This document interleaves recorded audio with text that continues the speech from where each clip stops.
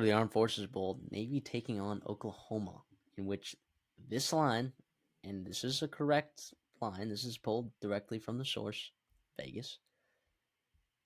Oklahoma's favored by only 3 points. And I can't wrap my head around it. I mean, I scoured. We scoured the internet. Like, who's not playing? What are we missing here? Why is this line at 3?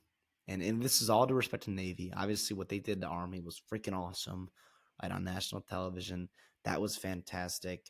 I know you got some good tidbits about them, but I just don't see it here, right? Even if you don't know who's playing, right? How many defensive guys, those leaders, are going to be playing? It sounds like you've got some opt outs, right? Not Ethan Downs. It sounds like you've got Danny Stutzman and Billy Bauman that were opting out.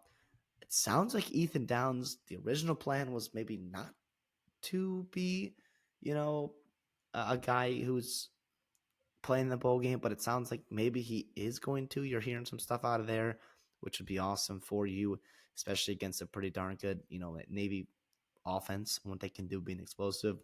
I think Michael Hawkins is a guy, even with Jackson Arnold in the portal, he's looking good in bowl prep. I think it's been a really nice opportunity to kind of reset, get some guys healthy, right? Deion Burks, is he playing?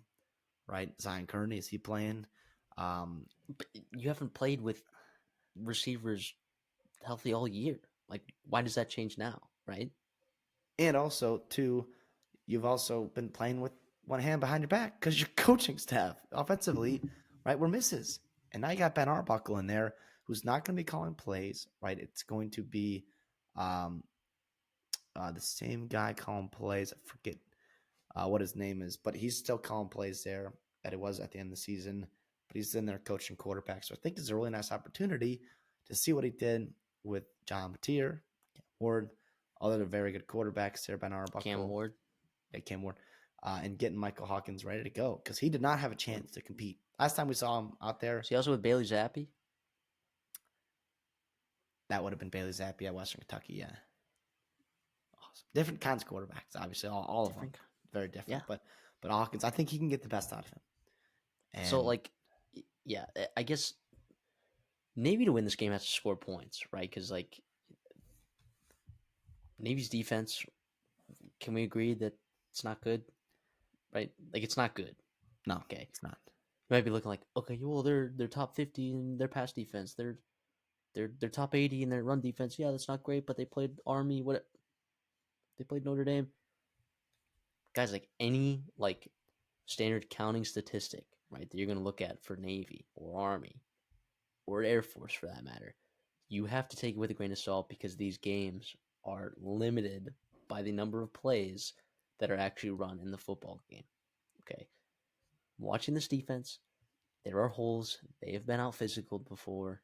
Um, the luxury that they've had is some of these gimmicks that they've had in their offense, being able to take advantage of that.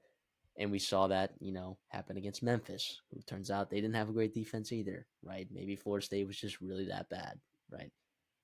They were able to do that against Army. Okay, well, maybe looking at Army's schedule again and reevaluating the teams that they played, maybe they didn't play in a lot of high caliber offenses, right?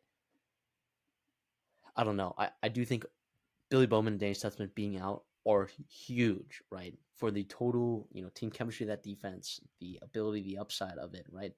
But there's just too many. They were just in no world should Oklahoma be under a touchdown favorite against Navy. Just in no world. I get it.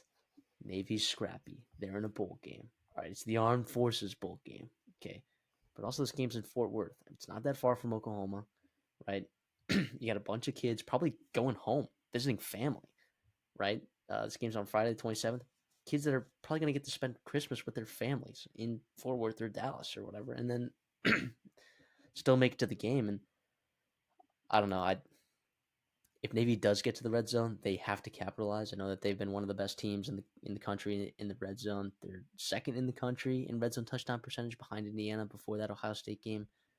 Um, they're also, interesting enough, the only team in the FBS to never play in a one-score game at all this year, which is a little bit interesting because if this thing does get close,